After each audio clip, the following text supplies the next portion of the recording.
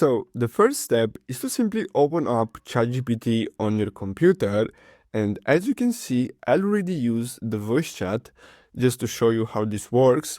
Now, once you open ChatGPT, you're gonna have to simply click on this button here, which says use voice mode, and this will open up the voice of ChatGPT, and you can simply start talking with the AI. So as you can see here, I said, hello, can you please generate a song for me?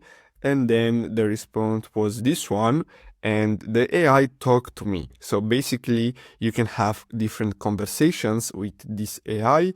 And the great thing about this is that after you close the voice chat, you're gonna see what you've talked with the AI. So maybe you need some answers and you need them later. You can still use that chat to see the response of the AI.